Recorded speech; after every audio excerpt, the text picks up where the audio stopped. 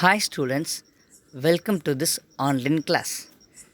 Today we are going to see about class 7 science chapter 1. The name of the lesson is nutrition in plants. Let's start our lesson with the simple topic of food. Food. Why? Why do we need food? We eat 3 times in a day and in between we eat some snacks. Why? Why do we need food? You could pause the video and think of the question. Yes, your answer is correct. We know that all living things need food and water to live on. All living things need food and water to live on. We need food because food gives us energy. Every day we do different kinds of work. To do work, we need energy. From where we get energy? Yes, only from the food we can get energy. Next, the third point is quite interesting. Food keeps us healthy and provides us essential nutrients to fight against the diseases. This is important for nowadays because we are facing a pandemic of corona. Still no drug or vaccine has been found yet. So the doctors suggest the people to consume only the healthy foods. The doctors suggest people to consume only the healthy food because the healthy foods can keep us healthy.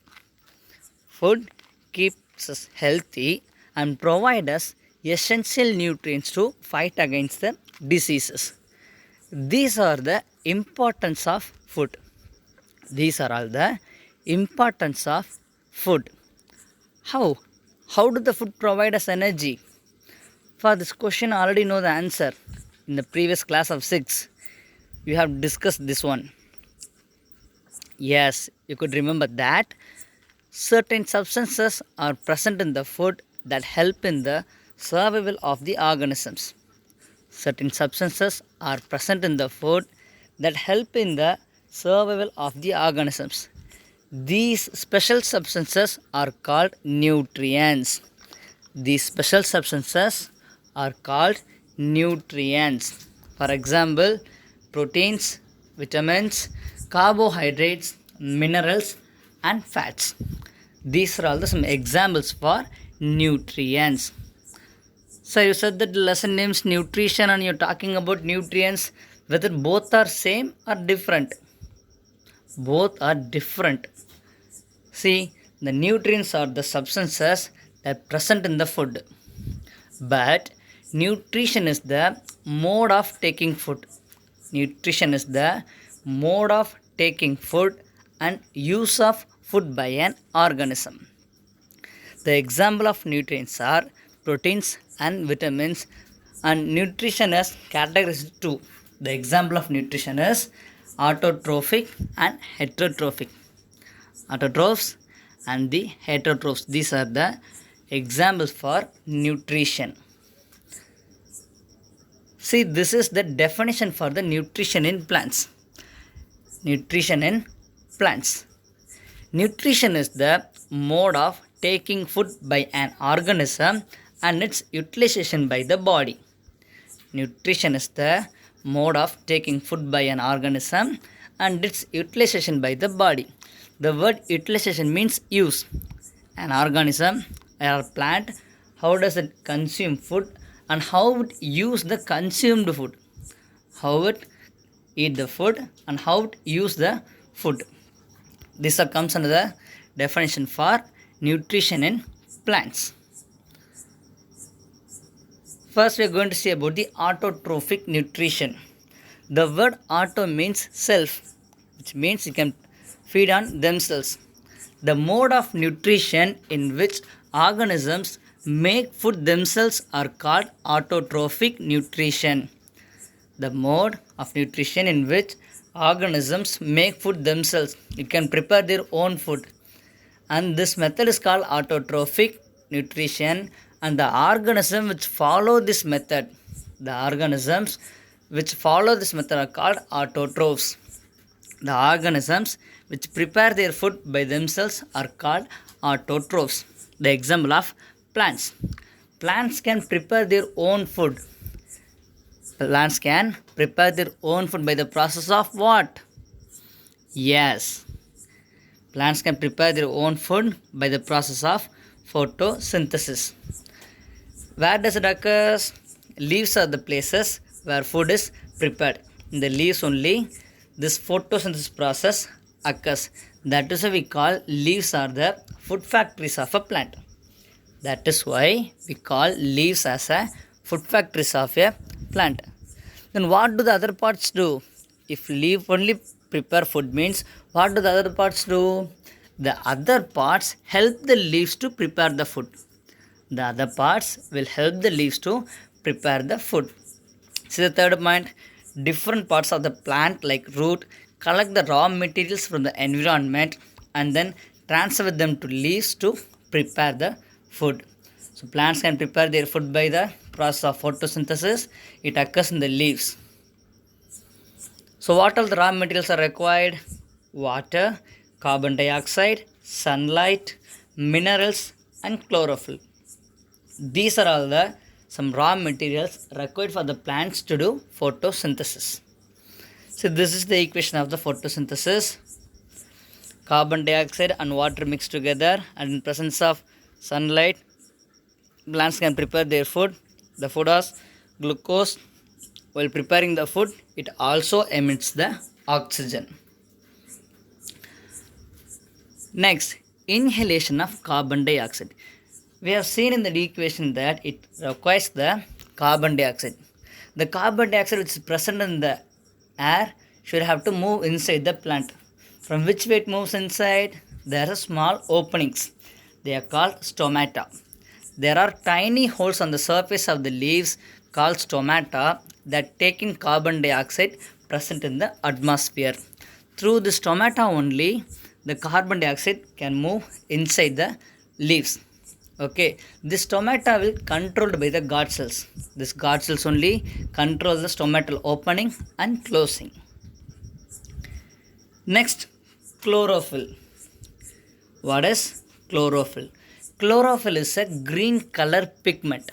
It's a green color pigment. The word pigment denotes that it gives color. Pigment means it gives color, it causes color. If it is a green pigment means it causes green color, and if a red pigment means it causes red color. So what is a chlorophyll? It is a green color pigment, so it provides green color to the leaves. And what's the main work of chlorophyll? It helps in the process of photosynthesis by capturing the sunlight. This is the main work of photosynthesis. This process only occurs in the daytime. This photosynthesis process occurs only in the daytime in the presence of sunlight. Okay, why is the process of photosynthesis important? Why it is so important? Just think, what could happen if plants cannot prepare their food? What will happen? Even if the plants cannot prepare their own food means they will die. If the plants has die means how we can survive? We know that we are all dependent on the plants for our food. We are depending on the plants for our food. If plants cannot prepare their food means they could not survive.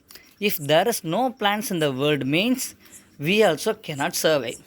So there will be no food if the plants would stop the photosynthesis process. And the plants take in carbon dioxide and produce oxygen during the process of photosynthesis. Hence, without this process, it's not possible to survive on the earth. That is why this photosynthesis process is very, very important. Next, the nutrition in plants that do not contain chlorophyll. Many plants do not contain chlorophyll. If there is no chlorophyll means how can it prepare food?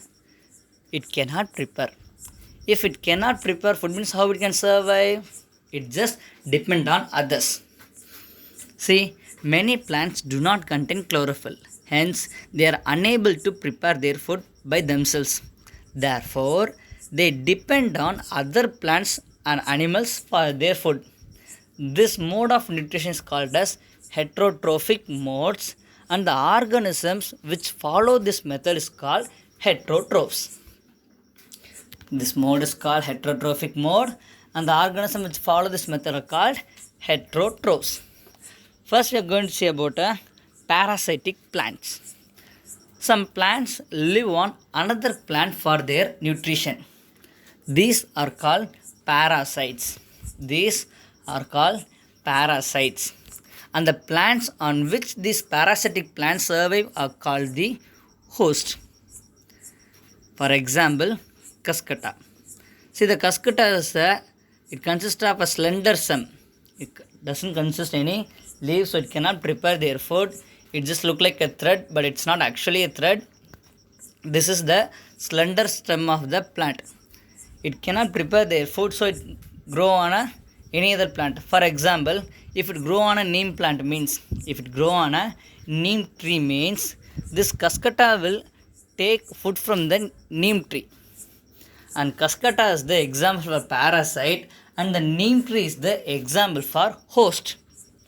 See, you can see a green color thread like, no, it's not a thread, that is the cuscuta.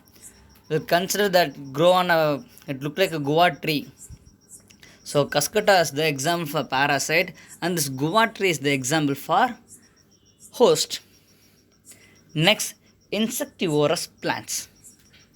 Insectivorous plants. Some plants depend upon insects for the food, and thus they are called insectivorous plants. Some plants depend upon insects for the food, and thus they are called insectivorous plants. The example of pitcher plant. See, these insectivorous plants are partially autotroph. It can prepare their food. It can prepare their food, but it cannot get enough nutrients from the food. The required minerals and nutrients will not satisfy through the photosynthesis, so it traps the insects. That is why it traps the insects and kill it, and from the insect's body it take its minerals and nutrients. So these are the partially autotroph and partially heterotroph. It can prepare their food, but it cannot get enough nutrients from the food. Hence, it traps the insects and kill it, and from the insect's body it take its nutrients. Next, see, this is the picture of the pitcher plant. Next, the saprotrophic nutrition. Some organisms survive on decaying food and organisms. Some organisms survive on decaying food and organisms. This mode of nutrition is called saprotrophic nutrition. This mode of nutrition is called saprotrophic nutrition, and the organisms are called saprophytes. It's also called as saprotrophs. The example of fungus. The example of fungi. You can see that in some raw food is there in a house means some green patches will appear there. No, they are the fungus, and it grow on a decaying food organisms. See, this is the example for the saprotrophic nutrition. This is the example for saprotrophic nutrition. Not only the fungus, mushrooms also an example for saprophytes. Mushrooms also an example for saprophytes. Next, symbiotic relationship. Symbiotic relationship. See, this method generally, in this method, two organisms live together. Sometimes organisms live together to share shelter and food with each other. To share shelter and food with each other. These are said to have a symbiotic relationship. Some fungi live in the roots of trees. These fungi take food from the trees and in return help the trees in absorbing water and nutrients from the soil. See, this is one more example. In lichens. Lichens are kind of organisms. It is made up of the two microorganisms called fungus and algae. Fungus generally grows on the moist place, which means it can absorb more water. but it do not contain chlorophyll. Algae is another microorganism which consists of chlorophyll, but it cannot absorb water. So these two things live together. The fungus absorb water and provide it to the algae, and algae can prepare the food and it gives to fungus. So this is the example of symbiotic relationship. This symbiotic relationship will help in the replenishing the soil with nutrients also. This method helps in replenishing the soil with nutrients also. What does mean by it? The replenishing the soil. See, whenever we do agriculture on rice plant or any other plant, these plants will take nutrients from the soil. These plants take the nutrients from the soil. So if we plant some other plant later after the harvesting, if we plant some other crops, means it cannot grow well. Why? Means there is no nutrients in the soil, so it cannot grow well. So we have to add the nutrients to the soil, then only crops can grow well. It can done by the adding fertilizers and manures. This is some human method. Either we can add some fertilizer or we can add some manures. But there is some other way. We can do it by naturally. A bacterium called Rhizobium is present in the soil, which can take atmospheric nitrogen and convert it into soluble form. See, most of the crops require a lot of nitrogen. In the air, nitrogen is present, but the plants cannot take the nitrogen as a gaseous form. It can take only in the soluble form. Okay. See, this Rhizobium bacteria will absorb nitrogen from the air and convert it into soluble form and give it to the plants. And in return, the plants will provide the food for the bacteria. So it lives in the roots of grams. This Rhizobium bacteria generally lives on the roots of grams, peas, and most of the leguminous plants. That is why after completing a rice plant harvesting, some farmers may plant some simple vegetables and some leguminous plant like green gram, peanuts. They plant those things. This method is called as crop rotation. In the leguminous plants only the Rhizobium bacteria can live well. See, here in the root you can see some brown substance, brown color, round substance. This is the example for bacteria. It lives in the root. This bacterium can absorb nitrogen from air and convert it into soluble form and give to plant, and in return the plants provide us the food. So what you have learnt in this lesson? Initially we have seen what is nutrition. It is the mode of taking food, and we have seen the two types of nutrition. One is the autotrophic mode and another one is the heterotrophic mode. In the autotrophic mode, the organism can prepare their own food. The example of plants can prepare their own food by the process of photosynthesis. And in the heterotrophic mode, the plants that do not contain chlorophyll, so it cannot prepare their food, and hence they depend on others for their food. There is 4 types of heterotrophic method. There are 4 types of heterotrophic plant. One is the parasitic plants, saprophytic plants, insectivorous plants, and symbiotic plants. So along with this, our first lesson has been completed. Thank you, Ma.